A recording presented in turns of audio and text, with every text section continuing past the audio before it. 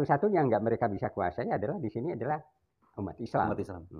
Karena Islam di sini kan sangat, ya istilahnya yang sangat potensial untuk membela bangsa dan negara itu sejak zaman Belanda kan dulu. Pejuang-pejuang kita itu berjuang itu dengan semangat, dengan teriakan takbir dan segala macam, itu membuat mereka gentar kan zaman dulu, dan kita menjadi merdeka gitu. Betul. Lebih dulu dari negara-negara lain, dan kita mempelopori Asia Afrika waktu itu. Tapi kegentaran mereka itu yang dijadikan buat mereka sebagai semacam ya ketakutan, timbullah Islamofobia. Nah, mereka pernah manfaatkan namanya pemerintah-pemerintah yang sifatnya lemah terhadap merangkul Islam. Betul. Nah, lalu mereka jadi boneka gitu. Bagaimana supaya tetap berkuasa? Ya, kalangan umat ini harus dilemahkan. Umat Islam harus dilemahkan, baik secara politik, ekonomi dan sebagainya. Nah, kalau secara ekonomi, kenapa saya bilang seperti itu? Kajiannya kita kan sebenarnya pemerintah kan di dalam Undang-Undang Dasar 45 itu kan harus mensejahterakan. Betul. Tapi sekarang kemiskinan di Indonesia kan merajalela gitu kan. Dan itu hampir semua lah. Gitu. Paling 10% dari rakyat yang benar-benar merdeka, yang udah super kaya gitu. Lalu 20% diantaranya yang sudah inilah gitu ya, yang mencukupi lah. Kelebihnya selebih ke bawah enggak. Apalagi sekarang kan. Sekarang itu walaupun kita punya kenalan, sahabat, saudara dan sebagainya, dia punya rumah, dia punya mobil. Coba ditanyakan di yang cash sama mereka. Mungkin 3 juta, 4 juta mereka nggak punya cashnya. Aset mereka punya. Itulah kesulitan ekonomi sekarang. Karena apa? Karena ya kalau pemerintah kan selalu berlindung di masalah pandemi kan. Ya. Lalu padahal sebenarnya ada salah kelola secara ekonomi dari awal. Betul. Sebelum pandemi datang, kita udah anjlok dari 5% menjadi 2,4%. Setelah itu baru pandemi datang. Ya kan? Nah, untuk kelemahan-kelemahan mereka itu, artinya masyarakat kan harus protes kan, karena mereka digaji kok. Para elit-elit ini kan digaji, mau DPR, mau hakim, mau MK, mau jaksa, mau presiden, mau menteri, kan digaji oleh rakyat. Harusnya mereka bekerja untuk kepentingan rakyat kan begitu. Betul. Tapi ini kan tidak.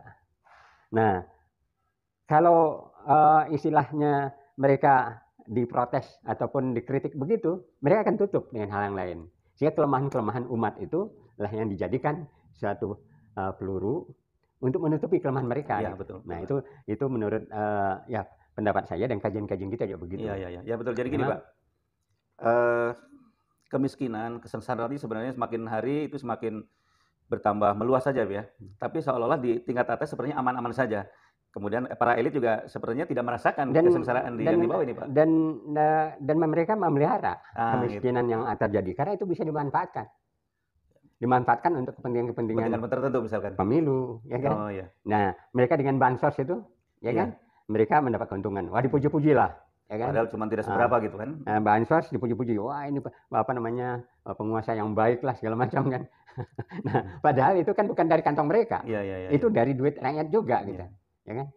Jadi sedangkan itu kewajiban mereka untuk mensejahterakan rakyat itu, dan itu melanggar undang-undang sebenarnya kalau mereka membiarkan rakyat miskin. Gitu. Dan sumpah mereka kan juga gitu. Untuk menjadi pejabat itu. Jadi kondisi masyarakat yang sebenarnya semakin menderita, semakin sengsara, tetapi karena mereka punya kepentingan ya, Pak ya, punya kepentingan tertentu sehingga malah dipelihara. Gitu. Nah, ini yang cukup menyedihkan ya. Nah, dengan adanya lembaga-lembaga seperti filantropi seperti ACT ini yang juga ikut membantu kan. Ya kita lihat dulu ada aksi dulu FPI ya. Itu kalau kan udah faktanya mereka membantu kalau seandainya ada musibah-musibah di mana-mana. Betul. Mau di Aceh, mau di Palu ya. Dan mereka paling cepat dan turun. Itu termasuk kegiatan yang paling menonjol gitu. Iya, dan itu juga diakui oleh dunia kan. Ya, karena memang saya kan dulu pernah juga lama di Aceh. Saya juga membantu dan duduk sebagai area manager salah satu foundation yang dikelola oleh Amerika di situ. 7 tahun saya di sana. Dari awal saya melihat bagaimana mereka cepat tanggapnya. Tapi dengan masalah ketakutan dari rejim sekarang, dicarilah kesalahan-kesalahan dari pemimpinnya. Betul. Bahwa dia salah ngomong, tangkap kan. Bahwa dia berbohong gitu kan. Tapi kan kita tahu juga banyak kebohongan-kebohongan juga yang dilakukan oleh pemimpin kan. Iya. Ada pemimpin mengucapkan 11 triliun di kantongnya, udah di kantong lah, mau dikeluarin aja kan. Itu bohong, ya kan.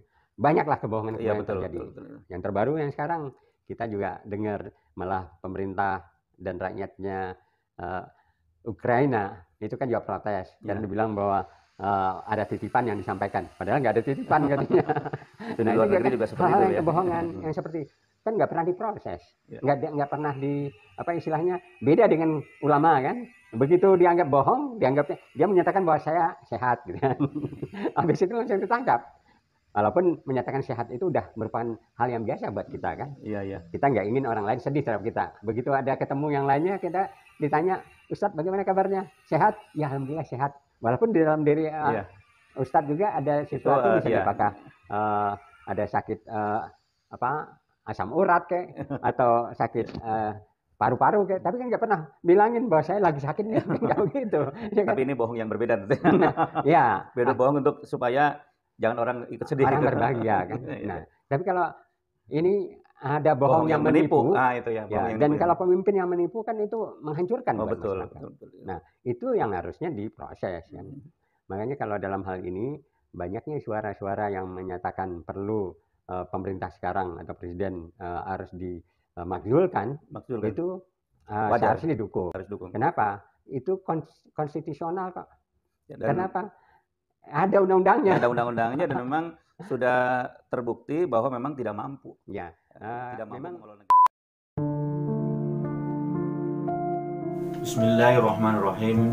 Assalamualaikum warahmatullahi wabarakatuh. Sahabat HS Official yang dirahmati Allah, alhamdulillah berkat dukungan dan doa-doa dari sahabat sekalian, kami tetap bersemangat untuk terus merintis pembangunan masjid dan pesantren tahfidz Al-Quran di atas lahan sekitar 1 hektar di daerah Cipatat, Kabupaten Bandung Barat. Barangkali ada di antara sahabat seorang dermawan yang tertarik untuk berinvestasi akhirat guna membangun masjid dan pesantren tahfidz Al-Quran. Mari bergabung bersama kami di Yayasan Pesantren Indonesia. Bagi sahabat yang tergerak hatinya untuk berinvestasi akhirat, silakan hubungi kami di 089 6617 1543, yaitu Ustadz Daud Abdul Jabbar Al-Hafidh, atau di 0811 2268 830, yaitu Dr. Insinyur Wawan Gunawan. Atau salurkan zakat, infak, dan sodakoh sahabat sekalian ke rekening BRI 7509100764505 atas nama Yayasan Al-Biro.